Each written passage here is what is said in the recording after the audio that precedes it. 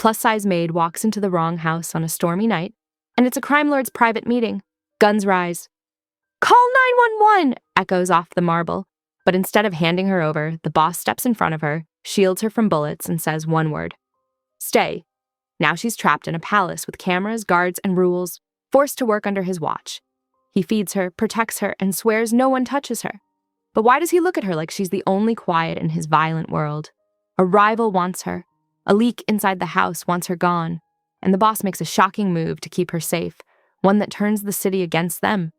When she disappears, he vows to burn everything down to bring her home. Is she a mistake, or the one thing he won't lose? Who inside the mansion set her up? And when a man built for war chooses one woman, does love save them, or start a war no one can escape? Rain hammered against the windows as Lena's heart thundered in her chest. Pressed between cold marble and Leandro's warm body, she could barely process what had just happened. The acrid scent of gunpowder hung in the air, mixing with his expensive cologne. "Don't move," he commanded, his voice low and steady against her ear. His arm remained firmly around her waist, protective yet restrictive. Shouts echoed from outside, followed by the squeal of tires on wet pavement. Leandro's men moved with practiced efficiency, some taking defensive positions while others pursued the attackers. Through the tall windows, Lena glimpsed dark figures disappearing into the stormy night. "Sir, perimeter is secure," a suited man reported, holstering his weapon. "They're gone." Leandro didn't release her immediately. His chest rose and fell against her back as he assessed the situation. When he finally stepped away, Lena felt the sudden absence of his warmth like a physical thing. "Are you hurt?" he asked, dark eyes scanning her for injuries. Lena shook her head, her hands trembling. "No, I'm fine." She glanced down at her rain-soaked uniform, now wrinkled from their sudden dive for cover. "Just wet and confused." The dining room behind them was a mess of overturned chairs and scattered papers. The men who had pointed guns at her minutes ago were now efficiently restoring order, their faces masks of professional detachment. "Marcus," Leandro called, and the butler materialized. "Bring Ms. Hart," Lena supplied. "Lena Hart. Bring Ms. Hart something dry to wear and have tea brought to my study." His tone left no room for discussion. Lena found her voice. "Look, I appreciate the concern, but I should really go. This was clearly a mix-up with the delivery address." "You're not going anywhere." Leandro's words were silk over steel. "Those men saw you here. Until we determine whether that makes you a target, you're staying where I can ensure your safety." A hysterical laugh bubbled up in her throat. "A target? I'm nobody. I'm just a hotel. Maid working a second job to make rent. And now you're a witness who was seen in my home during an attack." He gestured for her to follow him. "That makes you someone of interest, Ms. Hart, whether you want to be or not." The study he led her to was a masculine space of leather and dark wood, with floor-to-ceiling bookshelves and a grand piano in one corner. A fire crackled in the hearth, throwing dancing shadows on the walls. Marcus appeared with a bundle of clothes. Expensive-looking yoga pants and a cashmere sweater that probably cost more than Lena's monthly salary. She accepted them numbly. "The bathroom is through there," Leandro indicated a door. "Change before you catch cold." In the opulent bathroom, Lena stared at her reflection in the gilt-framed mirror. Her dark hair had frizzed from the rain, her makeup was smudged, and her uniform clung to her curves in ways that made her self-conscious. The borrowed clothes, while luxurious, reminded her how out of place she was in this world of marble and violence. When she emerged, Leandro was on his phone, speaking rapid Italian.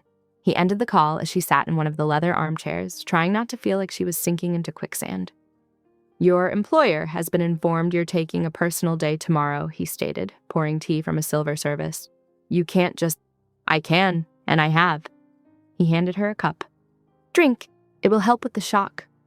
Lena wrapped her hands around the delicate china, letting the warmth seep into her cold fingers.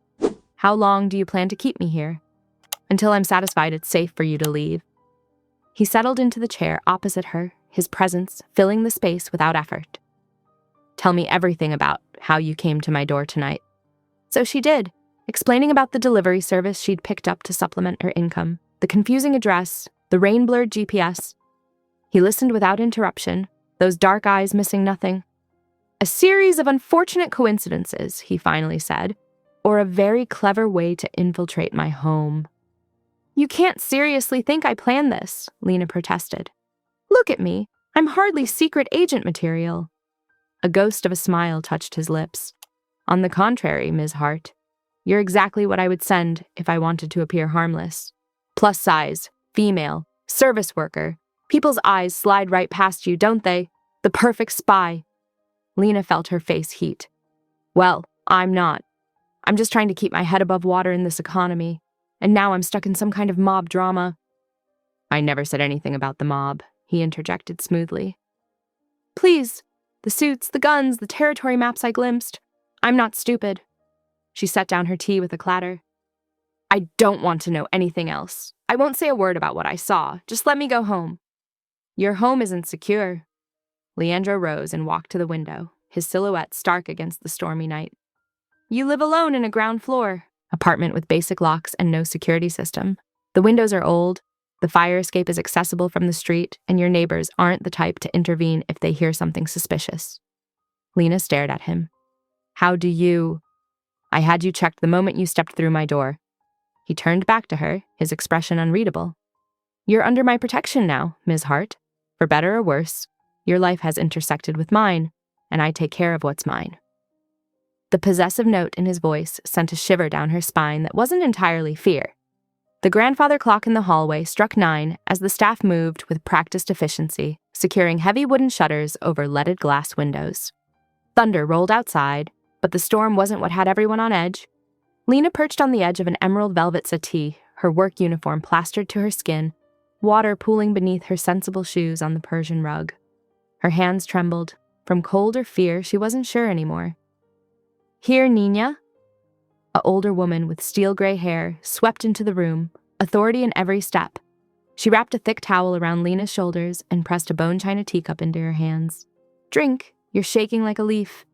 Thank you, Lena murmured, breathing in the steam. Earl Grey, she noted absently. Even the tea was expensive here. Marta, Leandro addressed the housekeeper. Make sure the East Wing guest room is prepared. His voice carried the weight of command, though he barely raised it above conversation level. The room cleared quickly, men in tailored suits filing out with quiet efficiency until only one remained. A broad-shouldered figure who took up position by the door. His stance was casual, but Lena noticed his eyes never stopped moving, scanning windows, doorways, shadows. Ms. Hart.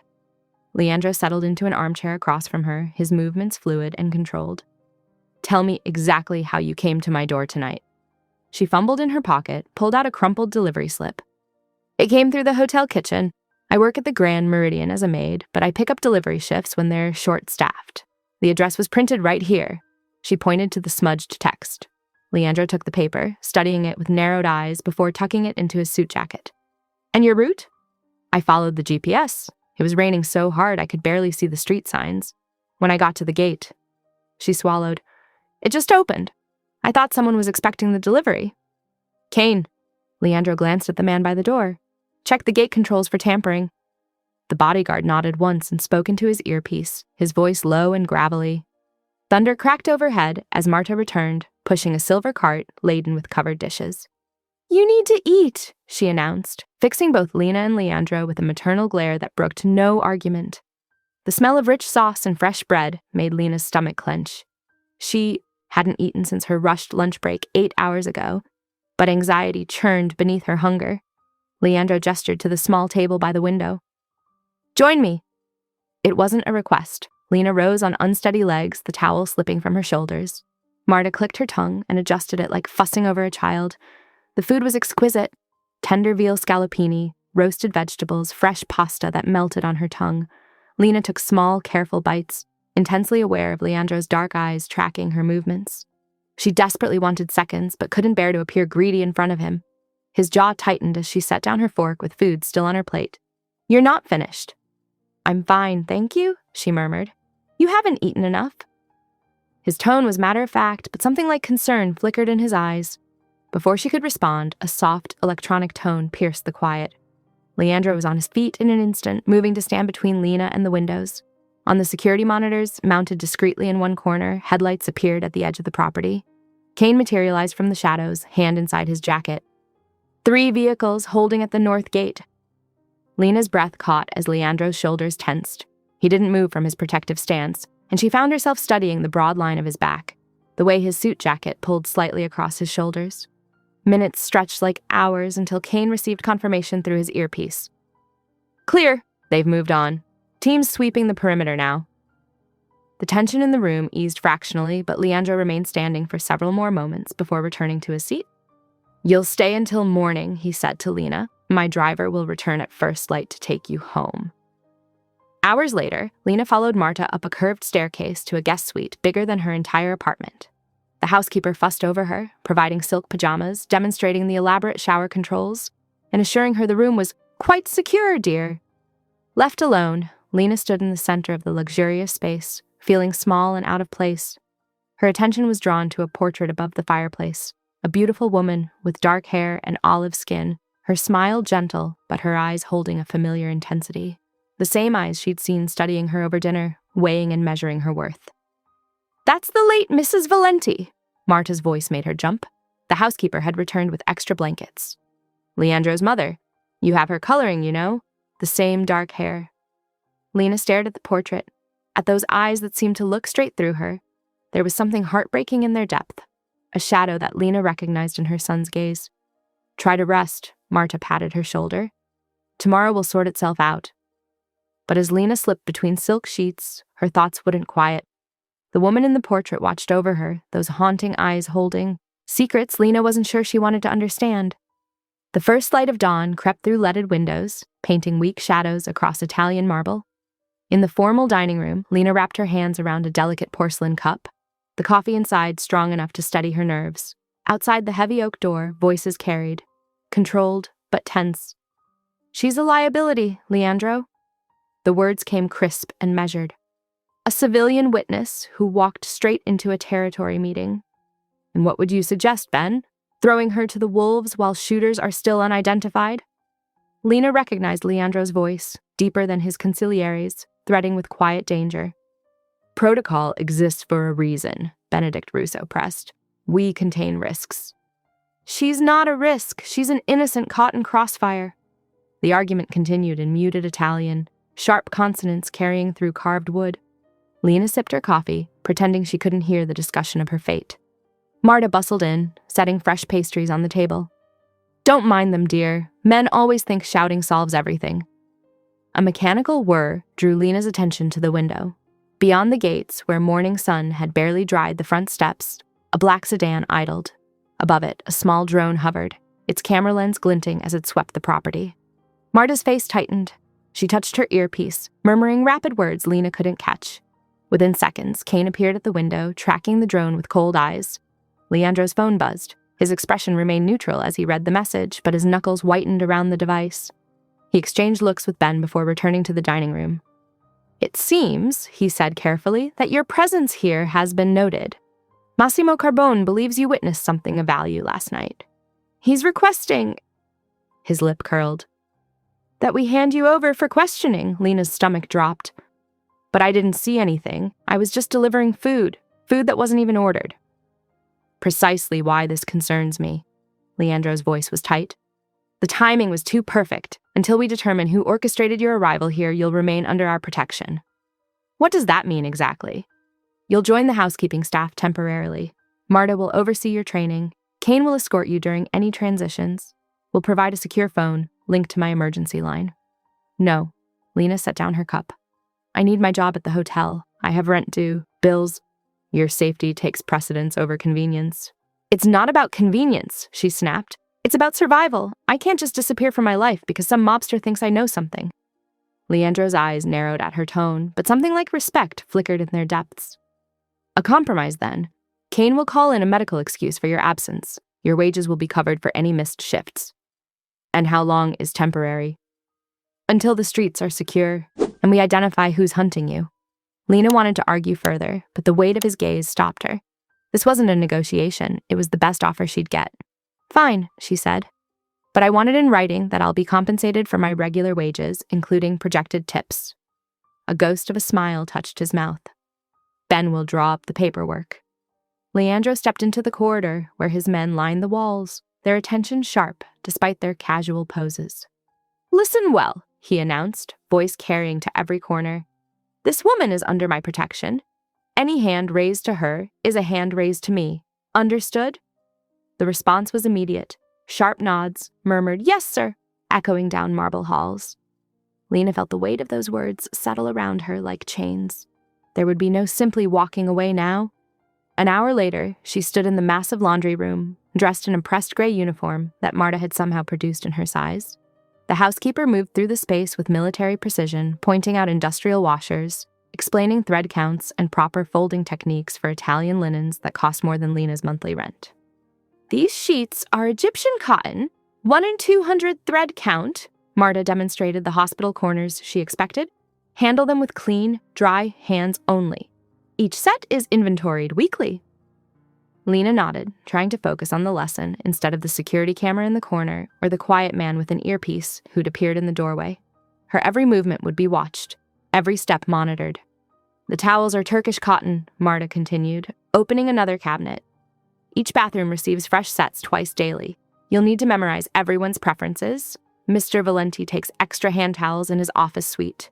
Kane prefers the smaller face cloths. And never give Benedict the blue ones, he's particular about colors."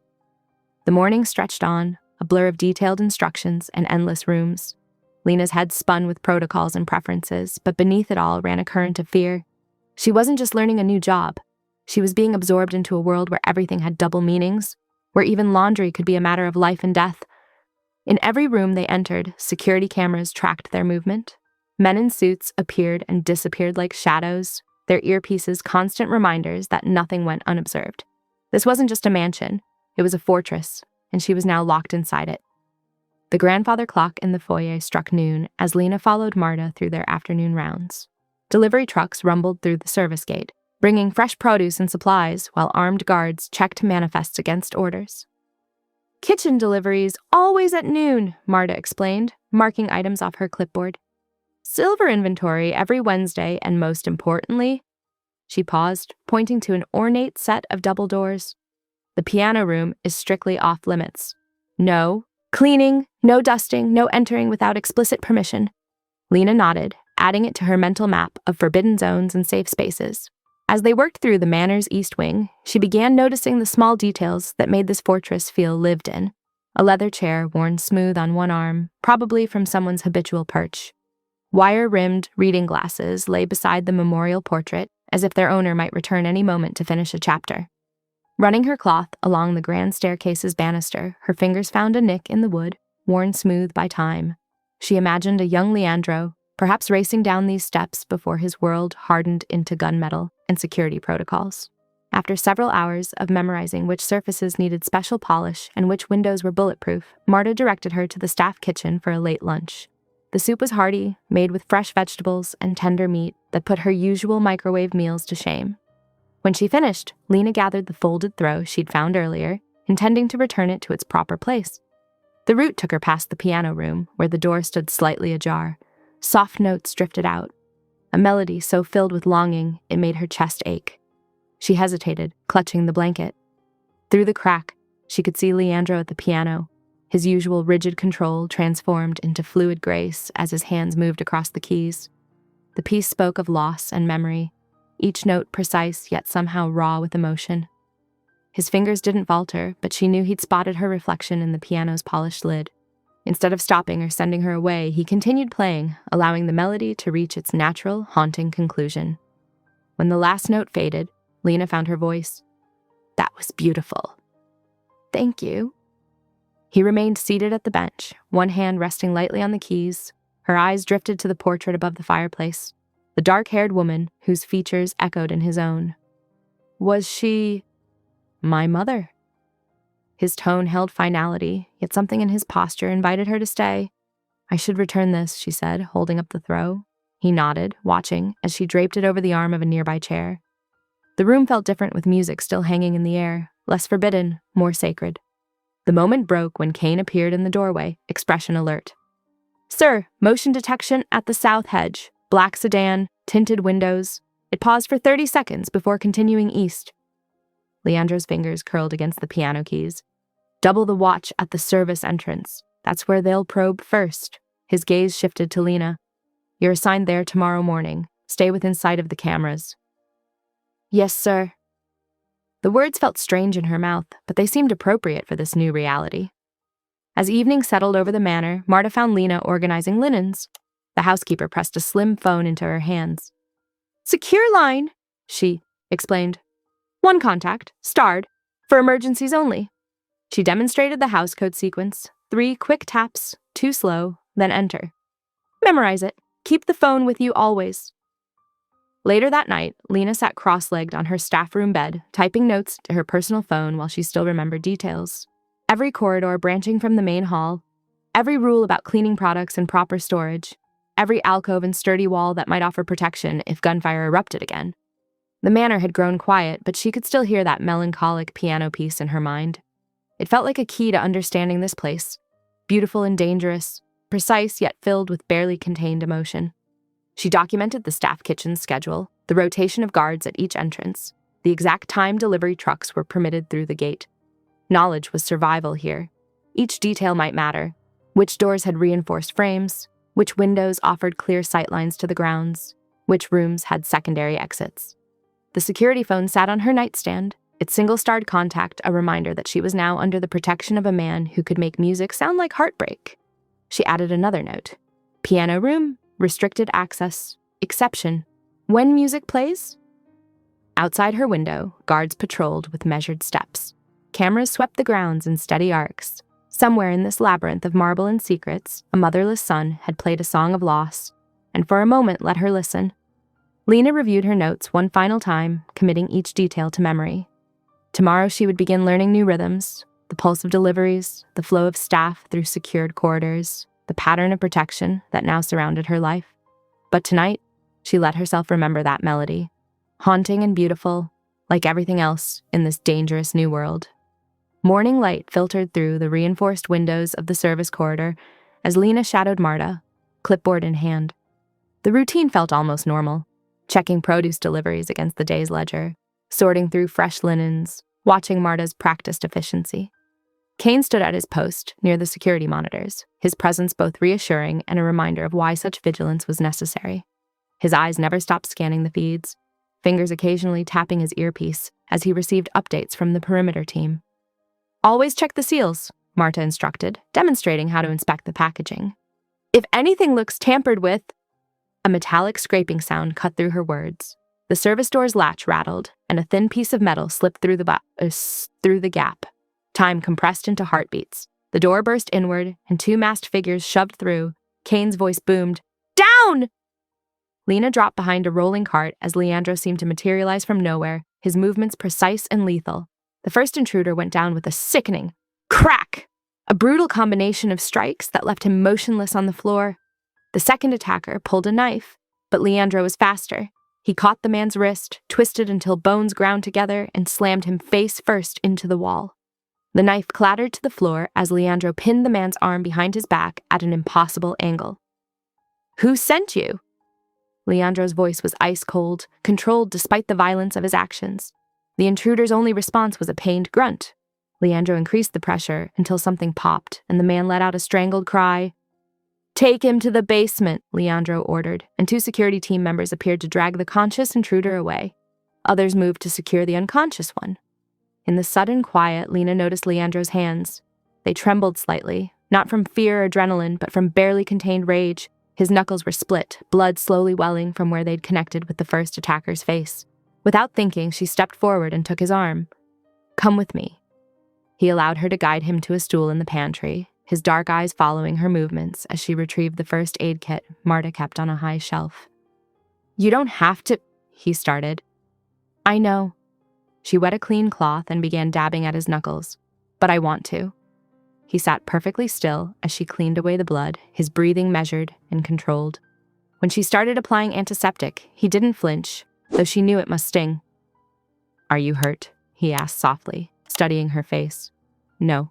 She carefully placed butterfly bandages across the worst split. "I did what Kane said. Got down and stayed there." "Good." His free hand curled into a fist. "You stayed calm." "So did you." She began wrapping gauze around his hand. "That's what worries me." His voice was barely above a whisper. "How steady I become when hurting men who threaten what's mine." Lena secured the bandage with medical tape, acutely aware of how his last word hung in the air. She didn't know if he meant the house, his staff, or something more specific. Wasn't sure she wanted to know. The morning's peace had shattered, replaced by controlled chaos as security teams swarmed the corridor. Workmen arrived to remove the compromised door, and by early afternoon, a reinforced steel replacement was being installed. Marta reorganized the delivery schedule, coordinating with trusted vendors to change drop-off times. Kane upgraded the camera positions, adding new angles to eliminate blind spots. The routine reformed around the morning's violence, like a river flowing around a fallen tree. Lena continued her duties, more aware than ever of the constant vigilance surrounding her. Every delivery now required double verification. Every unknown face was scrutinized. Every sound drew immediate attention. As evening approached, she helped prepare dinner trays for the household. The kitchen hummed with subdued activity. Staff speaking in hushed tones, moving with heightened awareness. She was carrying a loaded tray down the hall when Leandro stepped out of his study. He moved to let her pass, but then said quietly, "Lena." She paused, balancing the tray carefully. "If you ever feel unsafe," he said, his bandaged hand flexing slightly, "you say my name into that phone. I will come." The weight of his promise settled over her like a shield. She nodded, understanding that his words weren't just about protection. They were about trust. He was giving her direct access to him, bypassing protocols and chain of command. "Thank you," she said, meaning it for more than just the promise of safety. His eyes softened slightly, and he reached out to steady the tray when it wobbled. His hands were steady now, the morning's rage contained behind his usual controlled facade. But she had seen beneath it, had witnessed both his capacity for violence and his drive to protect. The manor settled into evening's routine, but everything felt different. The reinforced door stood as a reminder of vulnerability and strength.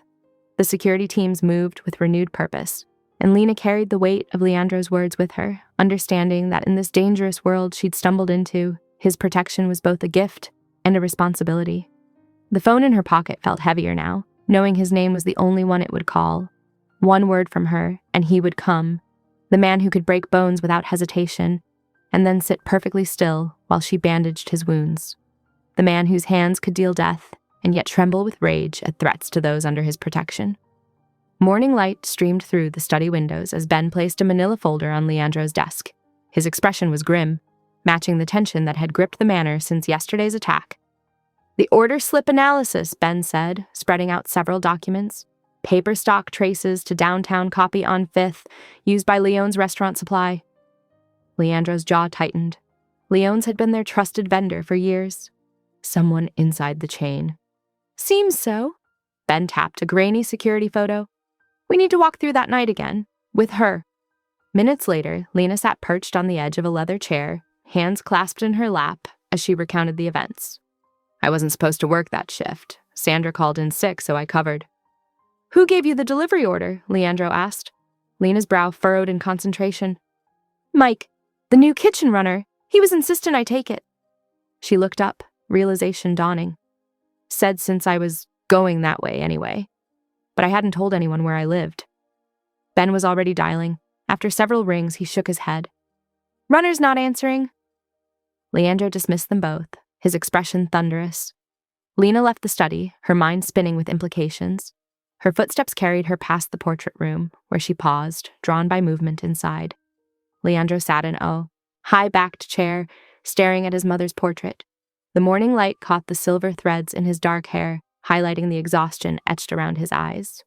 "You can come in," he said without turning. Lena stepped inside, drawn to the warmth in the painted woman's eyes. "She was beautiful." "She was kind." His voice held old pain. "Too kind for this world." "What happened to her?" Leandro was quiet so long, Lena thought he wouldn't answer. "A message meant for me, left in her blood." His hands gripped the chair arms. "She died because I wasn't there to protect her." Lena moved closer, understanding blooming. "That's why the security, the rigid rules." "I vowed no innocent would die in my orbit again." He finally looked at her. "Yet here you are, caught in the crossfire because someone wanted to draw me out." "I'm still standing," she reminded him softly. He rose in one fluid motion, closing the distance between them. His hand caught hers, turning it palm up. "For how long?" The question seemed directed more at himself than her. Instead of answering, he brought her palm to his lips. The kiss was feather-light, reverent, a restraint that spoke volumes. Lena's breath caught at the intimacy of it, the way his lips lingered against her skin. When he lowered her hand, neither moved away. The moment stretched, charged with unspoken possibilities, until a knock at the door broke the spell. Marta entered, her usual efficiency tempered by concern. The copy shop connection is confirmed. The order was placed by someone using Leon's account credentials. And the runner? Leandro asked, stepping back. Gone. Apartment cleared out last night. Kane appeared in the doorway, his quiet presence demanding attention. Carbone's men have been watching the side streets, the route she would have taken home that first night. His eyes met Lena's. If you'd left during the storm... The implications hung heavy in the air. Leandro's expression hardened, and Lena felt the weight of his earlier words about protecting innocence. The day passed in a blur of increased security measures and tightened protocols. Lena continued her duties, hyper-aware of every shadow, every unexpected sound. The manor hummed with contained tension like a bowstring pulled taut. Near midnight, she was organizing linens when the lights flickered and died. Emergency generators kicked in immediately, bathing the corridors in dim blue light. Through the windows, she could see darkness spreading across the city, a rolling blackout. Marta's voice crackled over the house intercom, calling for blankets to be distributed to the staff wing. Lena gathered an armful and headed for the service elevator, her footsteps echoing in the eerie half-light. The elevator doors slid open with a soft chime, the interior lit only by a single emergency bulb. She stepped inside, arms full of blankets as shadows played across the walls and the city beyond the windows disappeared into darkness. As the doors began to close, she caught a glimpse of Leandro in the corridor, his expression unreadable in the dim light. Their eyes met briefly, his filled with concern, hers with quiet determination.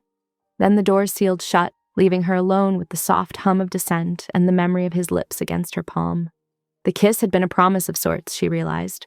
Not of passion or possession, but of something deeper, a vow to protect written in the language of restraint.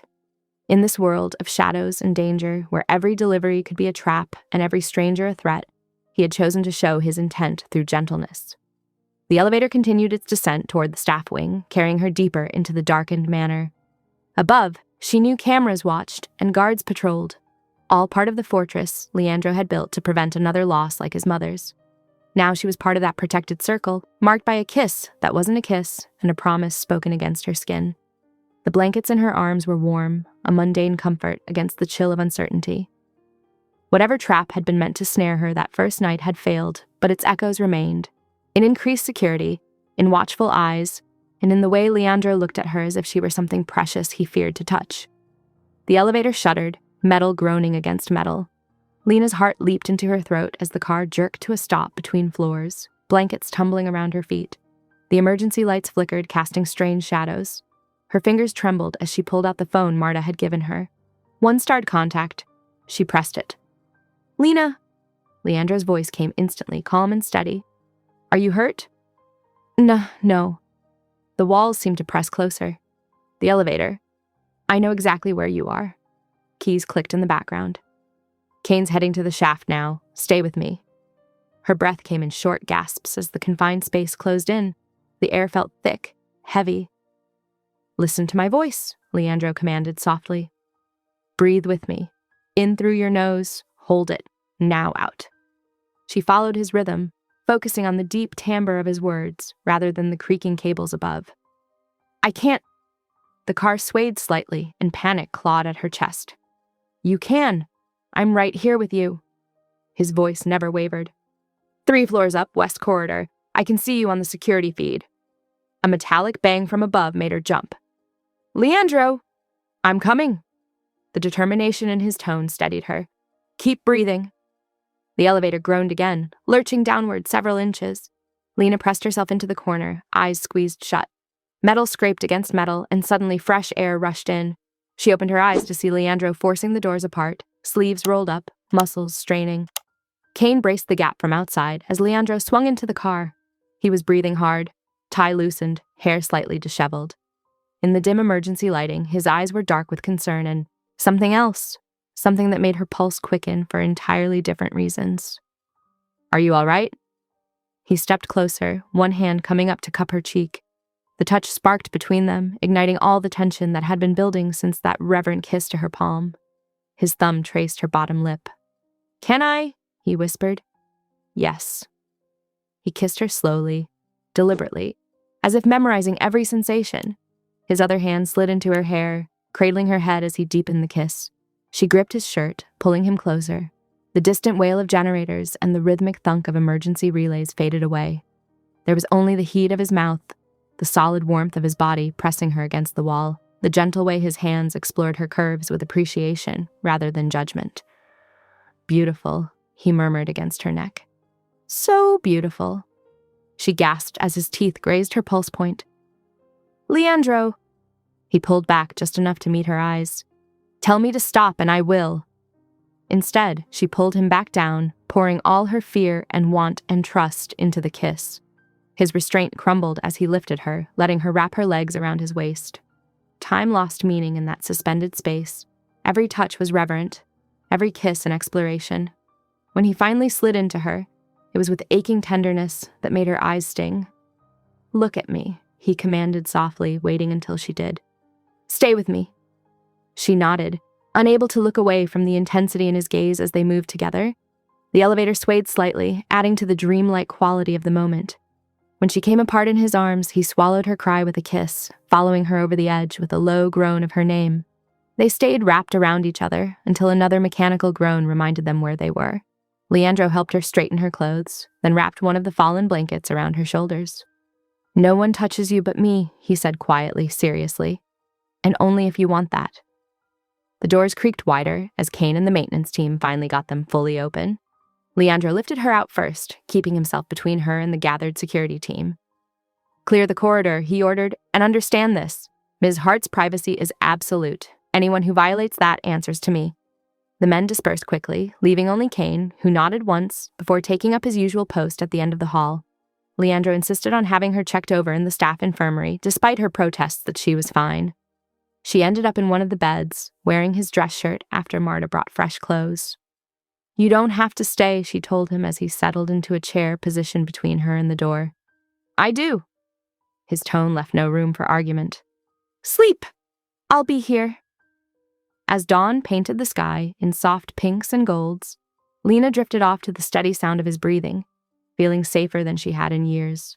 The last thing she saw before sleep claimed her was Leandro's vigilant form, his broad shoulders a barrier between her and whatever dangers lurked beyond the door. The household slowly returned to its routine as full power was restored. Staff moved quietly past the infirmary, respectfully averting their eyes from their boss's protective vigil. But Leandro remained unmoved, watching over Lena's rest with the same intensity he brought to everything that mattered to him. Morning light filtered through the manor's tall windows as Leandro's legal team spread documents across the mahogany conference table. Their faces were grave, reflecting the weight of the situation. "Mr. Valenti," the lead counsel began, adjusting his wire-rimmed glasses. "Ms. Hart's continued presence here without official status creates significant exposure. The media's already sniffing around, and your competitors could exploit this." Ben stood at the window, arms crossed. "They'll paint it as unlawful harboring, maybe even human trafficking. The ethics board would love that headline." Leandro's jaw tightened. He'd been expecting this conversation, but that didn't make it easier. "Solutions. A civil marriage," another lawyer suggested, sliding forward a document. "Quick, clean, legally binding, it legitimizes her presence and gives her protected status within the family." Lena sat quietly beside Marta, her hands folded in her lap. She'd insisted on being present for any discussion about her future, and Leandro had agreed without hesitation. "I have conditions," she said, her voice steady despite the tension in the room. All eyes turned to her, but she focused on Leandro. "If we do this, I want my own bank account with a safety fund, in my name only." Leandro nodded. "Done. Written consent required for any public appearance or use of my image." "Absolutely. And," she took a breath, "the right to refuse intimacy at any time." His expression softened. "That was never in question, Lena." The lawyers exchanged glances, clearly unused to their imposing client yielding so easily. But Leandro was already directing them to draft the agreement with Lena's terms. Within hours, they gathered in the manor's library. Dark wooden shelves towered around them, centuries of leather-bound books witnessing this modern arrangement. Marta straightened Lena's simple cream blouse, her eyes suspiciously bright. Kane took up position by the door, his presence both protection and reminder of the dangers necessitating this step. The ceremony was brief.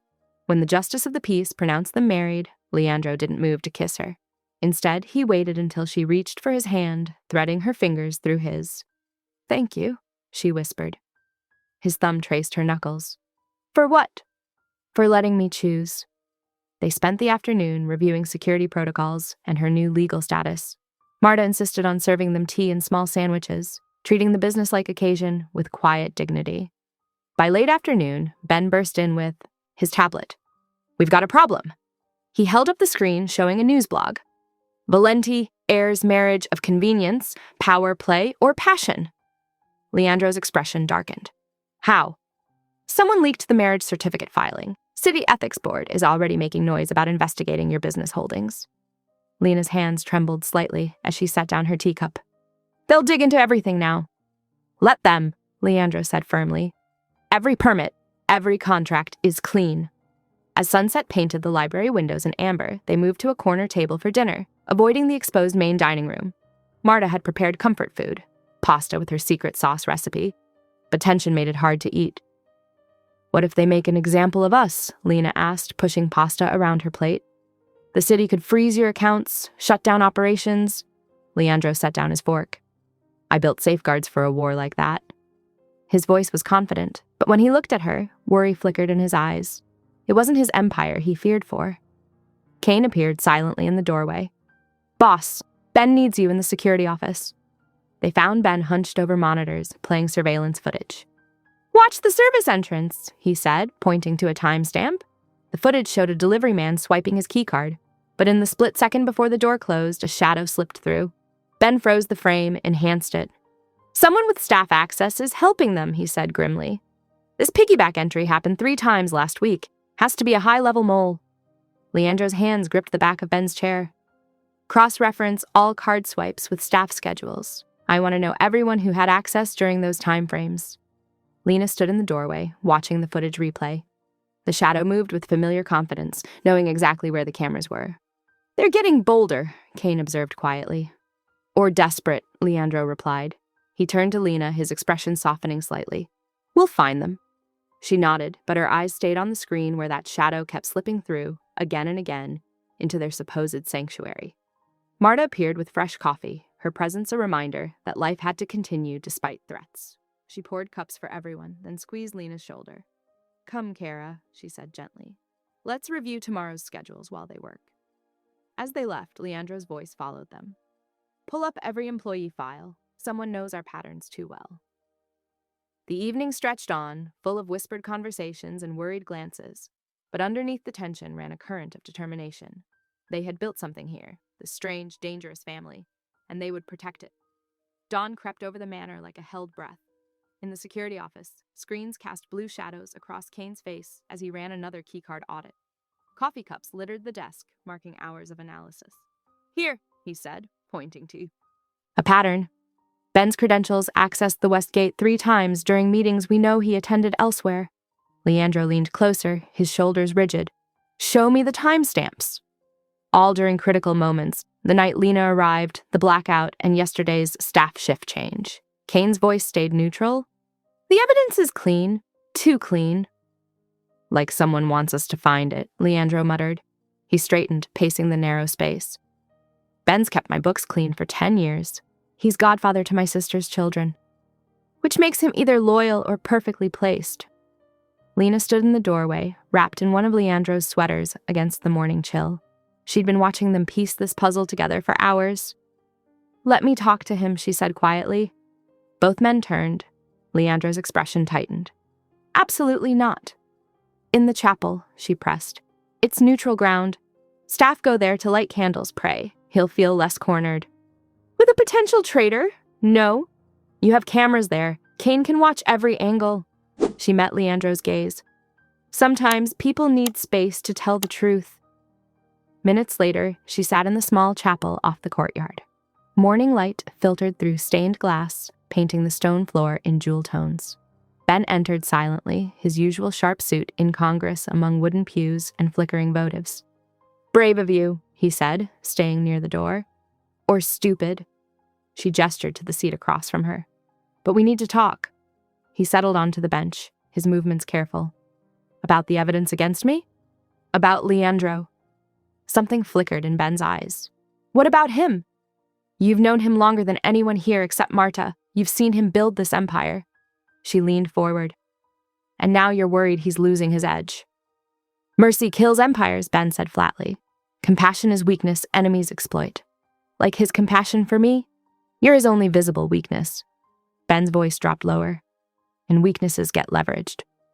Before she could respond, a massive boom shook the chapel. The stained glass rattled. Smoke billowed past the windows as alarms shrieked to life. Lena bolted up, but Ben was already gone. She ran toward the staff wing where thick gray smoke poured from shattered windows. The acrid smell of explosives burned her throat. Lena! Leandro's voice cut through the chaos. She tried to answer but coughed instead. Hands grabbed her waist. Through streaming eyes, she saw Leandro's face, tight with fear. He lifted her easily, one arm under her knees, the other supporting her back. His grip was almost painful as he carried her away from the smoke. The laundry cart! Someone shouted. Timer set for morning rounds! Sprinklers hissed overhead. Staff stumbled out coughing while security teams swept the wing. Leandro didn't set Lena down until they reached the main house's medical room, and even then his hands lingered on her arms. Breathe slowly, he ordered, pressing an oxygen mask to her face. His own voice was rough from smoke. Hours crawled by. Firefighters cleared the scene. Forensic teams combed the blast site while staff gathered in the main hall, shaken but unharmed. The explosion had been contained to an empty storage room, a warning shot. The trigger signal, Kane reported late that afternoon, came from a burner phone. The number matches one previously registered to Marco Russo. Ben's brother. Leandro's knuckles whitened on his desk. Who died 3 years ago in that casino fire? Kane paused. Someone's playing with us, boss, making it look too obvious. Lena watched Leandro from her perch on the office sofa. He'd barely left her side since the explosion, as if distance might dissolve her into smoke. Now he stood at the window, sunset painting his profile in harsh lines. Lock down the estate, Hiyosuri, he ordered. Full sweep of every room, every corner. I want motion sensors on all access points, heat mapping on the grounds. He turned to Kane. Double the night watch. No one enters or exits without direct clearance from me. And Ben? Keep him close. If he's being framed, he's safer inside. If he's guilty... Leandro's jaw tightened. I want to see it myself. As evening settled over the manor, staff whispered in corners while security teams installed new sensors. Marta supervised the relocation of belongings from the damaged wing, her efficiency masking worry. Kane's people expanded their patrol routes, shadows among shadows. In their private quarters, Leandro helped Lena wash smoke from her hair. His touches were gentle, but his shoulders remained rigid with tension. When she emerged from the bathroom in one of his shirts, he pulled her close, breathing in the clean scent of her skin. There will be no second attack, he said against her temple. I will not allow it. But she felt the strain in his voice, the way his hands trembled slightly against her back. He was trying so hard not to see the betrayal mounting before him, trying to hold on to faith in a man who'd helped build his world. She pressed closer, offering what comfort she could. Outside their windows, armed men paced the grounds. Cameras blinked red eyes in every corner. The manor had become a fortress, but they both knew the real threat might already be inside its walls. Dawn crept over the manor as Marta and Kane hunched over laptops in the security office. Coffee cups littered the desk between stacks of financial records and surveillance photos. Here, Marta said, tapping her screen. Horizon Solutions, LLC. They're channeling payments through a debt collection agency. Kane leaned closer. Cross-reference that with Marco Russo's last known accounts. Papers rustled as they dug deeper. The connection emerged like a thread pulled from tangled wool. Regular deposits from Carbone's shell company to a service that suddenly acquired Marco's gambling debts 3 years ago. He's alive, Marta whispered. Carbone faked the casino fire to get leverage on Ben. Leandro's office door slammed open minutes later. Ben stood before the massive desk, shoulders slumped, as Leandro placed the financial records between them. Explain, Leandro commanded, voice deadly quiet. Marco? Ben's composure cracked. They showed me proof he survived. Said if I fed them basic information, delivery schedules, staff rotations, they'd keep him breathing. And Lena, was she part of your intelligence package? I never meant, Ben's hands trembled. The order slip was supposed to be a message drop. I didn't know they'd use her as bait. Leandro's fingers whitened on his chair. You brought an innocent woman into this game. I had no choice. My brother. There's always a choice. Leandro cut him off. Now we make mine. Plans formed rapidly. A staged exchange in the downtown parking structure, Carbone thinking he'd cornered them into negotiations. Kane positioned teams at every exit while Leandro briefed Lena on emergency protocols. Stay close to me, he told her, checking her tactical vest. If anything happens, I remember the safe words, she assured him, squeezing his hand. The structure loomed gray and vast, their convoy split across 3 levels, maintaining sightlines. Lena stood with Leandro near a support pillar, Kane ghosting their flank. The first smoke bomb hit at 2:17 p.m. White clouds billowed through the concrete canyon. Shouts echoed. Figures emerged from behind vehicles. Too many, too coordinated. Kane fired, dropping 2, but more pressed forward. Contact rear, someone yelled. Hands grabbed Lena from behind. She fought, remembering Kane's lessons, but a cloth pressed over her face. The world tilted. Leandro's roar of rage followed her into darkness as rough arms dragged her toward a van. Through blurring vision, she saw Kane battling through the smoke, but too late. The van doors slammed. Tires squealed down a maintenance ramp. Back in the structure, Leandro stood amid the clearing haze, face carved from stone. His phone buzzed. Carbone, gloating, demanding concessions for Lena's return. You have 24 hours, Leandro said with lethal calm. Release her unharmed, or I burn your world to ash. He ended the call and turned to Kane. Lock down every dock from here to Newark. Freeze their accounts, their partners' accounts, their families' accounts. I want their children's piggy banks sealed. The commission won't sanction this, Kane warned. It could start a war. They touched what's mine. Leandro's eyes were black with fury. War is exactly what they'll get. Teams deployed within minutes. Warehouses shut down. Bank accounts froze. Known associates found their assets suddenly inaccessible. Leandro's message spread through underground channels. Anyone sheltering Carbone or his crew would share their fate. Meanwhile, Lena woke in a windowless room, head pounding. Clean industrial shelves lined one wall, stocked with maintenance supplies. The door was all solid steel, locked from outside. No cameras visible, but a vent near the ceiling circulated air. She cataloged her surroundings methodically, fighting down panic. Bleach, ammonia, steel, wool, wire brushes. Tools meant for cleaning that could become something else in desperate hands. Footsteps passed outside. Male voices argued about the boss and deadlines. She memorized their cadence, counting guards. Her wrists were unbound. They thought her harmless. Just a maid. Just leverage. She examined the cleaning supplies again, mind racing through chemical reactions. Leandro would come. She believed that absolutely. But she wouldn't wait helplessly for rescue. In the Manor's war room, Leandro stood over city maps marked with Carbone's properties. Reports flowed in, assets frozen, shipments halted, allies falling silent. The clock ticked past midnight. Surveillance caught the van entering the industrial district, Kane reported. We're narrowing the search grid. Marta entered with fresh intelligence. 3 of Carbone's lieutenants had already fled the city, sensing the coming storm. Others were negotiating surrender terms. They'll break, she said quietly. The question is whether Carbone is desperate enough to hurt her first. If he does, Leandro's voice was ice, there won't be enough left of him to bury. Teams continued their methodical sweep, closing the net. Every hour brought new defections from Carbone's ranks as Leandro's reputation for ruthless revenge overcame loyalty to a failing boss.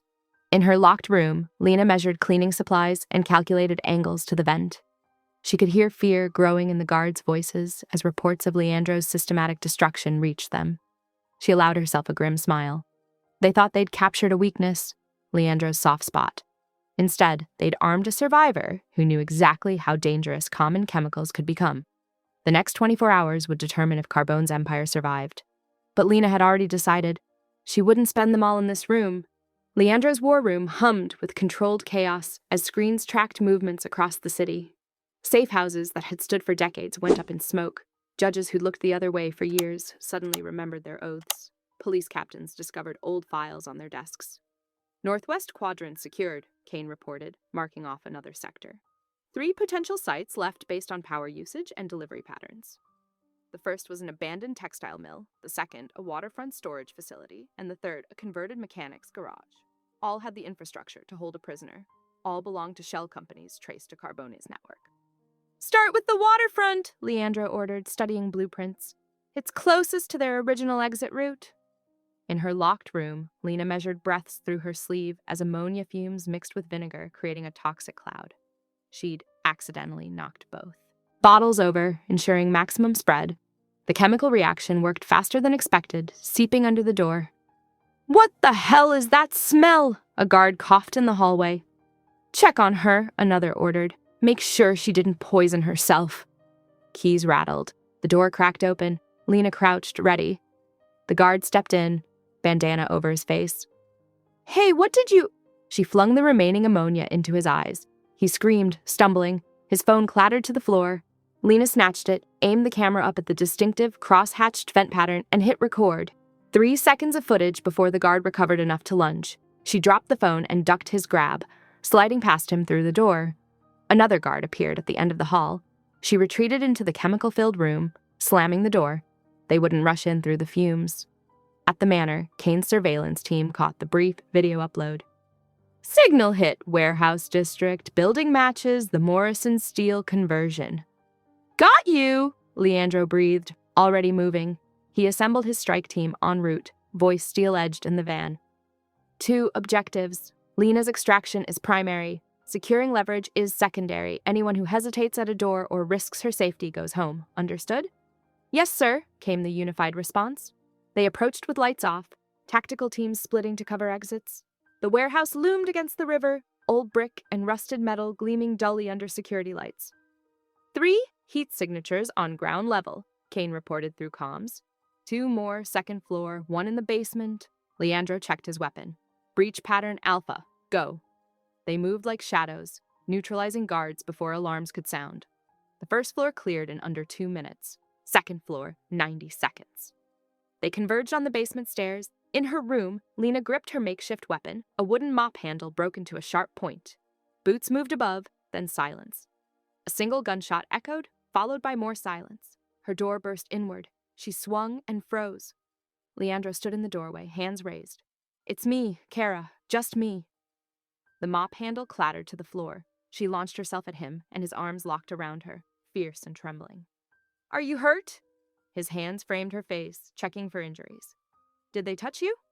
I'm okay, she assured him, clinging to his tactical vest. I'm okay. Time to move, Kane called from the hallway. Police bands are lighting up. Leandro scooped Lena up, unwilling to let her go. Exit Route 2, signal the second team to move on the lieutenants. They emerged into organized chaos. Police sirens wailed in the distance as their vehicles peeled away from the warehouse. Kane's team maintained a protective convoy formation through side streets, while Leandro held Lena close in the back seat, his heartbeat still racing against her ear. Your chemical trick was brilliant, he murmured. And dangerous. You could have been overcome by the fumes. I calculated the ventilation rate, she replied. Besides, it worked. His laugh was shaky. My clever, reckless wife. Across town, secondary teams closed in on Carbone's lieutenants, catching them as they fled their compromised positions. One by one, they were collected for the final confrontation. The pieces were in place. The convoy wound through empty streets toward the manor. Lena felt Leandro's tension in the rigid set of his shoulders, the careful way he touched her like she might vanish again. I knew you'd come, she whispered. His arms tightened. Always. But next time, try not to create chemical weapons in enclosed spaces. No promises. A girl needs hobbies. That startled a real laugh from him, easing some of the darkness from his eyes. He pressed his lips to her temple, breathing her in. Kane's voice crackled over the radio. All targets acquired. Waiting on your order to proceed. Take them to the secondary location, Leandro commanded. I'll be there once Lena's secure. She gripped his hand. I'm coming with you. Absolutely not. They took me to get to you. I deserve to see this through. His jaw clenched, but he recognized the steel in her voice, the same steel that had kept her fighting instead of waiting for rescue. You stay behind me, he finally said, and if I tell you to leave, you leave. No arguments. She nodded. They both knew the next few hours would determine not just Carbone's fate, but the future of power in the city. The old way of doing business was about to change. Their convoy turned toward the waterfront, where Carbone's lieutenants waited to learn the price of touching what belonged to Leandro Valenti. Police sirens faded into the distance as dawn crept over the river, painting the water blood red. Dawn painted the city in steel grays as Leandro's teams struck Carbone's holdings simultaneously. Warehouses, clubs, shell companies, each target precision-mapped and executed. No guns, no blood, just the quiet dismantling of an empire through ledgers and locked doors. At Valenti Manor, the great hall filled with the inner circle. Sunlight streamed through high windows, casting long shadows across the marble floor. The double doors crashed open. Ben Russo stumbled in, Kane's grip firm on his collar. His usually immaculate suit was wrinkled, his face haggard from a sleepless night. "I need to make this right," he announced, voice echoing. "I'm here to pay for what I've done." Leandro's fingers twitched near his holster as he stalked forward. The room held its breath. This was the man whose betrayal had nearly cost everything. "Your life?" Leandro's voice was deadly quiet. "Is that what you're offering?" "Yes." Ben dropped to his knees. "I accept the consequences." "Stop!" Lena's voice cut through the tension. She moved between them, her back to Ben, facing Leandro's darkened expression. "There's a better way," she said softly. "One that actually helps people." Leandro's jaw clenched. "He betrayed us? Put you in danger? Then make him spend the rest of his life making amends." She lifted her chin. "Full asset transfer. Every property, account, and holding from the Russo family into a victim's trust, for everyone hurt in this war." The room stirred. This was unprecedented. "Outside firm administration," she continued. "But Ben manages the day-to-day under constant audit. Let him see exactly who his choices hurt. Make him face them." Leandro's hands fisted at his sides. The need for violence warred with something deeper in his eyes. "Please," she whispered, "just for him. Show them there's justice beyond blood." Long seconds ticked by. Finally, Leandro's shoulders eased fractionally. "Set it up," he ordered Kane. "Every detail exactly as she said." Ben's breath hitched. "Thank you." "Don't." Leandro's voice could have frozen flame. "You live because she wishes it. Nothing more." Reports flowed in throughout the morning. Carbone's network crumbled as accounts froze and protection evaporated. His desperate final play, doctored surveillance footage meant to smear Valenti Holdings, backfired spectacularly when his own lieutenants turned on him. "They're bringing him in," Kane reported. "His own people want this done." Leandro worked methodically, ensuring no loose ends remained. Routes redistributed through vetted channels. Corrupt officials exposed with evidence trails leading nowhere near Valenti interests. Protection rackets dismantled and replaced with legitimate security contracts. By afternoon, the city's underworld had a new shape. Cleaner, more controlled. The old way of business was dead, and everyone knew who had killed it. Lena finally allowed herself to breathe when the last report came in. She showered in scalding water, trying to wash away the warehouse's lingering chemical smell. Marta left a soft robe outside the bathroom door, pale blue cashmere that felt like clouds against her skin.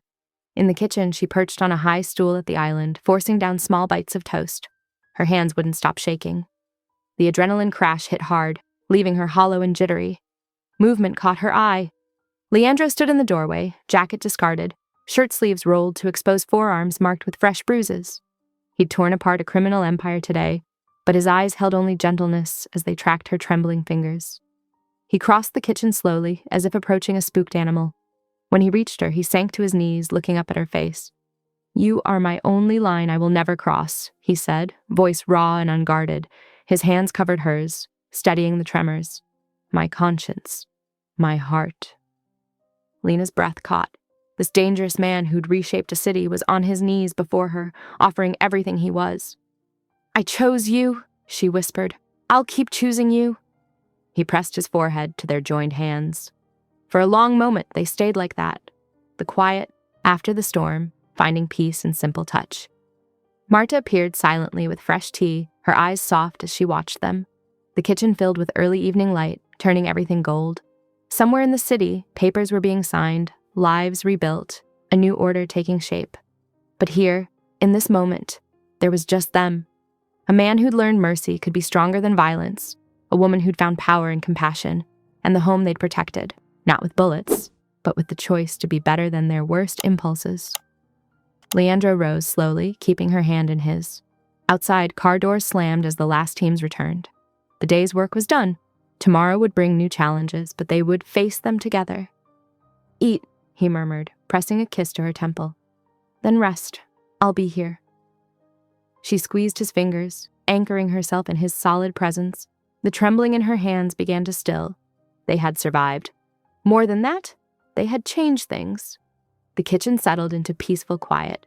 Marta hummed as she prepared dinner, the familiar rhythm of chopping and stirring a counterpoint to the soft conversation of guards changing shifts outside. Normal life seeping back in around the edges of extraordinary events. Lena watched Leandro move around the kitchen, getting water, adjusting the blinds against the setting sun. Each domestic gesture felt like a gift, this glimpse of the man beneath the power, the tenderness he showed only here, only to her. They had torn down an empire today, but in its place they were building something stronger, something built on choice and conscience rather than fear. It wouldn't be perfect. Nothing involving power ever was, but it would be better. And for now, that was enough. Weeks melted into a new rhythm at Valenti Manor. Spring sunlight streamed through reinforced glass walls in the rebuilt staff wing, transforming the once shadowy corridors into bright, welcoming spaces. The new kitchen gleamed with stainless steel and warm wood, a testament to rebirth after destruction. The ethics probe into Valenti Holdings had closed quietly 3 days ago. All allegations of impropriety dismissed for lack of evidence. Ben's meticulous restructuring had ensured every transaction would withstand scrutiny, while the victim's trust operated with transparent precision under independent oversight. Late afternoon, light spilled across the portrait room's polished floors.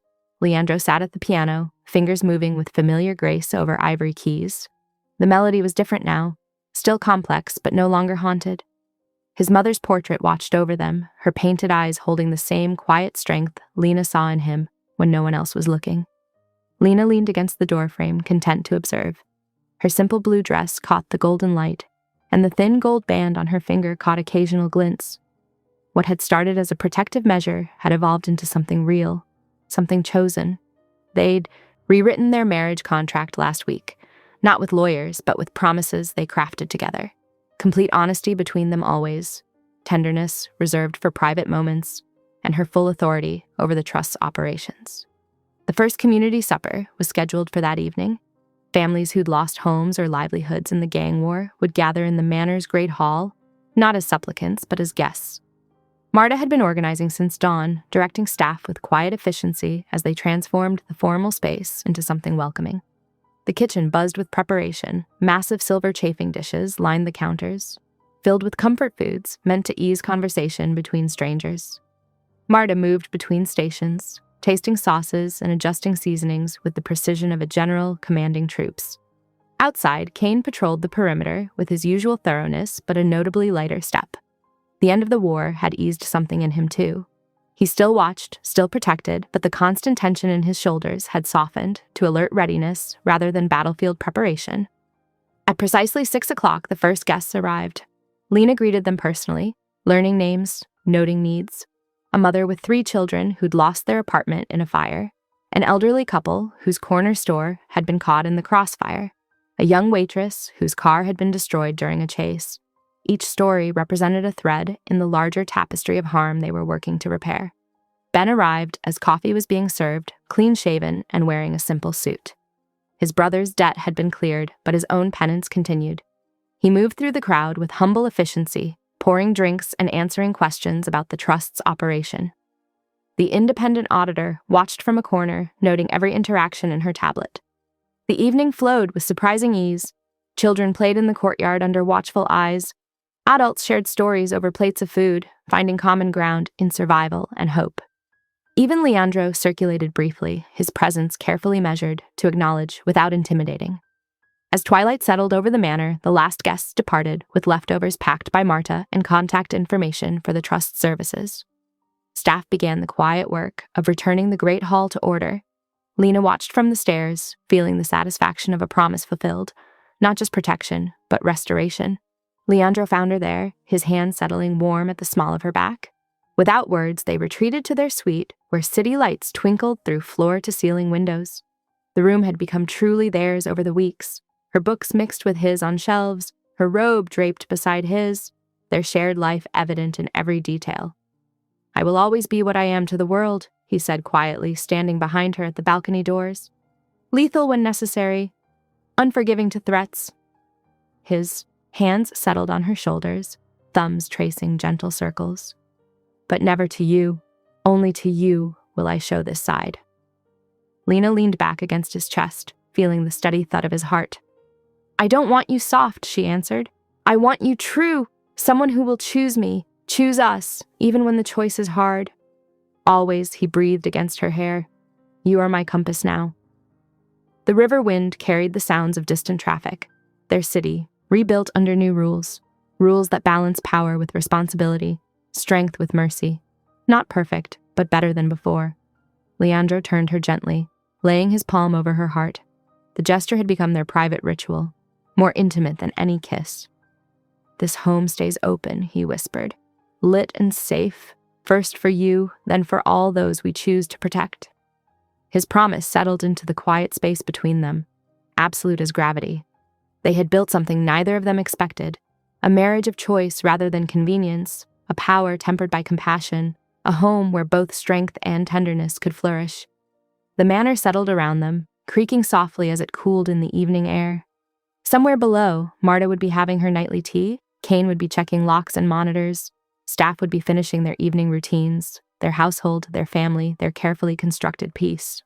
The portrait room stood empty now, but tomorrow music would fill it again. The kitchen would warm with breakfast preparations. The trust office would open its doors to more people seeking help. Life would go on, changed, but stronger for having been broken and reformed.